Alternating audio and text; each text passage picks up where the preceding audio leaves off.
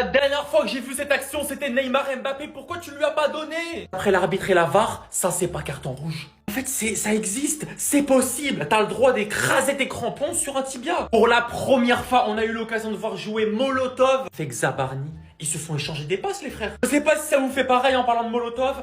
Je me sens serein. J'ai plus peur. Il me rassure, aujourd'hui, il a été parfait, que ce soit au pied, que ce soit à la main. On n'a pas beaucoup été effrayé. Mais qu'est-ce qui m'a rassuré? Je me plains pas. Il y avait penalty sur João Neves. Il est poussé avec les deux mains, les frères, vous voyez? On l'a pas beaucoup vu, mais ça fait du bien de le voir. Aujourd'hui, Désiré Doué a rejoué avec le PSG. Grâce à ça, le Bayern nous devance de 2 points alors qu'on aurait pu être deuxième. C'est pas grave, on reste toujours dans le top 3. La première mi-temps, j'avais l'impression que cette équipe du PSG ne savait pas jouer et n'avait jamais joué ensemble. Deuxième mi-temps, Barcola aurait pu marquer. Il a enculé la barre, il a pas voulu la faire à Kvara. Seigneur aurait pu marquer aussi. Et de notre côté, Safonos nous a rassuré. Côté de Bilbao, le gardien là, Unai Simon. Pourquoi tu joues comme ça que contre nous? C'est les Rayo Vallecano moisis, tu te laisses aller quand c'est contre nous, t'es Neuer. Aujourd'hui, on va rien retenir. Juste une seule chose. Marquinhos, il s'est blessé, un de plus. Ce soir, j'ai vu le PSG de la première partie de saison dernière. On surdomine notre adversaire, mais on n'est pas efficace. Comment on n'a pas gagné ce match? On les a surdominés en deuxième mi-temps. On les a surdominés. Toutes les occasions, elles étaient pour nous, mais on a trop vendangé. Voilà, 0-0, je vous laisse admirer les stats, on les a surdominés, il n'y a pas eu photo, même si en première c'était serré. Ils sont venus nous chercher haut, on avait du mal à relancer le ballon, mais ils n'ont pas eu d'occasion franche, qu'on se le dise. Par contre, en deuxième, les gars, on les a surdominés. Franchement, je suis dégoûté. Lui, c'est toujours pareil, il commence à me les briser, j'ai plus les mots, il me casse les couilles. Pourquoi il va pas sur le banc? Zéro vanne, il n'a pas fait la passe. Il n'a pas fait la passe. On fait une action d'école, on fait une action stratosphérique, le football pur. Et au lieu de la décaler à Kvara, monsieur, en plus il sait qu'il a une finition de merde, il attend, ça va sur la barre. Il n'a pas fait la passe à Kvara, j'ai envie de le tuer. La satisfaction du soir, c'est Matvei Safonov qui a encore été très rassurant, il a été bon sur sa ligne, bonne prise de balle, il est serein de sa surface, franchement ça fait plaisir. Et du coup voilà, au classement, avec la défaite du Real et la victoire de City, le PSG passe à la 3e place, donc on perd l'avantage des 2 premières places d'avoir le match retour à domicile si on est qualifié pour les 8e de finale. Ça fait chier, mais bon. Safonov excellent aujourd'hui, hein. Safonov excellentissime, hein. Autant on a été pourri, autant lui il a clairement fait son match. Il fait les arrêts qu'il faut, notamment le bel arrêt là sur le... Wesh, je suis débile ou quoi? Sur le coup franc les frères. Énorme arrêt les gars, sincèrement il fait un très bon match.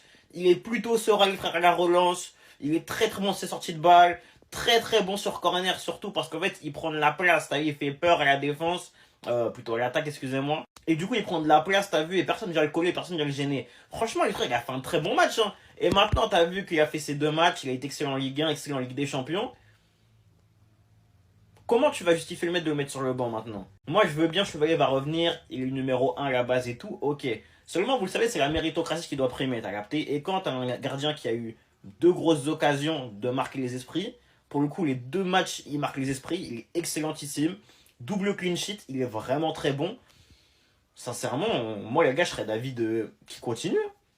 Je serais d'avis qu'il continue, la vérité. Il est excellent en ce moment, faut se le dire. Il aurait totalement dû jouer ce match, hein. J'ai pas compris pourquoi est-ce qu'il n'est pas rentré. Clairement, Lee Kang-in aura manqué aujourd'hui. Il aura tellement manqué. Aussi bien dans son apport qu'il peut avoir au milieu de terrain, ou sur les ailes, ou dans le cœur du jeu. Clairement, Lee Kang-in aurait fait trop de bien. Il aurait fait trop de bien. D'autant que c'est quelqu'un qui peut déclencher de loin. On a eu du mal à entrer dans la surface. Et quand il est dans la surface, on a en danger. Lui, il peut rafaler de loin. J'ai pas compris. Je n'ai pas compris. Et ça qui m'énerve un peu avec Lee Kang-in, c'est que je trouve qu'on est ingrat envers lui. Genre, souvent, on est ingrat envers lui. Il est considéré comme un 3e couteau, alors que des fois, même actuellement, il mérite d'être titulaire. C'est pas une de dire ça. Lee Kang-in est meilleur que Barcola. Lee Kang-in, est-ce qu'il est vraiment moins fort que Kvara en ce moment? Je suis pas spécialement sûr. Est-ce qu'il est moins fort que Maïlou? Je ne pense pas non plus. Lee Kang-in mérite d'être titulaire, faut être honnête. Qu'il soit pas titulaire, allez, pourquoi pas, mais au moins qu'il rentre dans ce match. On avait besoin d'un mec comme lui. On avait clairement besoin On a eu du mal à conserver le ballon dans ce match parce qu'il y a un gros pressing. On sait très bien que c'est un mec qui est très bon dans la gestion du tempo, de la conservation, très très bon balle au pied. C'est le genre de joueur qui aurait fait du bien aujourd'hui. Et il rentre pas. Il rentre pas. T'as besoin d'un mec qui peut tirer de loin, mais il rentre pas. T'as besoin d'un mec qui peut conserver, il rentre pas. T'as besoin d'un mec qui peut être bon au contre-pressing, mais il rentre pas. J'ai pas compris. Je n'ai pas compris. Quand j'y repense, ils ont osé. Ils ont osé comparer Barcola avec ce crack générationnel. Pourtant, on vous avait prévenu de ne pas comparer le karting avec la F1. Je vais vous dire la vérité. Si ce soir vous faites match nul face à l'Atlético Bilbao, faut dire les termes, c'est la faute de Barcola. Il est nul à chier. Ça a beaucoup parlé de l'Olympique de Marseille hier. Comme quoi, ouais, l'OM, pas si impressionnant que ça, dans le jeu, pas terrible. Mais vous avez galéré contre un vieux Bilbao. Faut dire les termes. Bilbao, c'est tellement faible. Ils ont proposé un jeu dégueulasse, que des fautes, je l'avoue. Mais le Paris Saint-Germain, votre prestation, on en parle. Parce que c'est bien beau de critiquer les autres équipes. Mais là, vous allez dire quoi? Ouais, c'est l'équipe B, c'est l'équipe C, c'est l'équipe D. Non, arrêtez. Au bout d'un moment, remettez-vous en question. Là, le jeu du Paris Saint-Germain, alors certes, oui, vous êtes 3e de Ligue des Champions, blablabla. Bla, bla, bla, mais par contre, ce soir, le Paris Saint-Germain, vous avez été dégueulasse. Il n'y a aucun de ces deux joueurs-là qui peut parler avec Mason Greenwood cette saison. Mason Greenwood cette saison, il pisse sur ces deux joueurs-là. Parce que la performance qu'a fait hier Mason Greenwood en Champions League à l'extérieur, Barcola et Kvaratskhelia ne l'ont toujours pas fait cette saison. Certes, ils ont plutôt fait des bons matchs dans le jeu, ils se sont créés tous les deux des occasions. Mais hier, Greenwood aussi s'est créé des occasions. Mais lui, il les a terminées ces occasions. Et du pied droit, du pied gauche. Tandis que Kvara et Barcola, mais surtout Barcola, dans la finition, ces temps-ci, c'est moyen. T'enlèves le doublé de Kvara contre Rennes, y a rien des deux là à combiner. S'il y a bien une satisfaction ce soir par contre côté Paris Saint-Germain, c'est Zaïre Emery qui redevient indispensable. Qui redevient le Zaïre Emery qu'on connaît des débuts. Ça fait vraiment plaisir de le revoir à un niveau comme ça. Il était face à un vrai ailier gauche. Et Nico Williams, il est passé très peu de fois. J'ai même pas de souvenir de Nico Williams qui passe face à Zaïre Emery. Zaïre Emery était ultra solide. Physiquement dans les duels, il m'a impressionné. Donc sur ce point-là, ça fait plaisir de revoir Warren Zaïre Emery à ce niveau-là. Parce que c'est un putain de joueur. Moi, je le kiffais trop quand il était fort là à l'époque quand c'était Mbappé le boss. Donc voilà, on est en train de petit à petit le retrouver. Et en plus, on est en train de le retrouver sous un autre poste. Donc ça va être quoi quand il va revenir à son vrai poste? Franchement, j'ai hâte de voir. On va la surface, Bradley, la frappe, la barre, fais la passe, Bradley, y'avec Vara, si tu lui mets, y'a plus qu'à la pousser. Les maillots ils se ressemblaient et il n'y avait rien qui allait ce soir, il n'y avait rien qui allait. Match nul face à Bilbao, on perd la place de second. On a été nuls les gars, la vérité c'est qu'on a été nuls. On a été nuls de ouf. Alors oui, on n'est pas en réussite, hein. On a eu quelques occasions. Il y en a 2 pour Mayulu, il y en a une grosse pour Barcola aussi. On a eu des grosses occasions et franchement, faut se dire que l'arbitrage ne nous a pas aidés. Mais on doit tellement les éteindre normalement Bilbao, mon frère. Ce soir, j'ai bien aimé Safonov. Il a en vrai fait les arrêts qu'il fallait. Il était vraiment bon pour le coup. J'ai bien aimé Ruiz. Ruiz, en fait, il a juste manqué en première mi-temps beaucoup de précision, genre beaucoup de réussite. Mais il a eu une bonne activité. En seconde, je trouvais vraiment bon pour le coup. Warren n'a pas été mauvais aussi, hein. Il n'a pas été mauvais.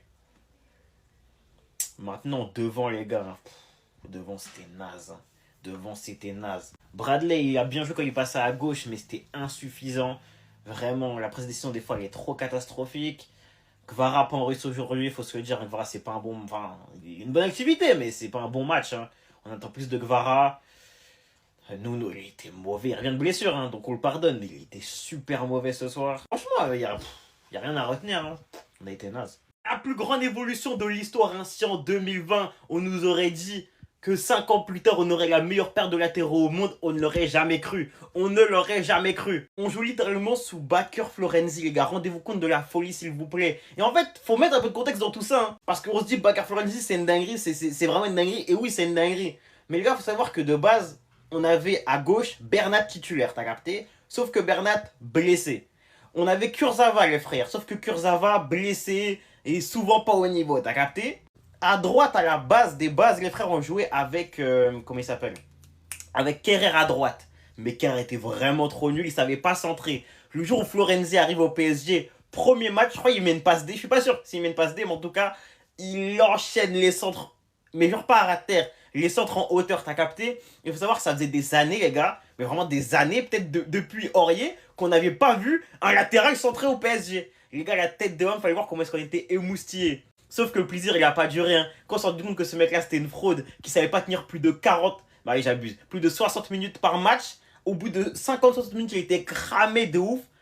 On savait qu'on était cooked. On savait qu'on était cooked. T'avais bien Dagba, mais Dagba, il était pété, mon ref. Franchement, c'est une dinguerie. Et aujourd'hui, on a Mendes, Hakimi, 2 joueurs qui savent littéralement tout faire.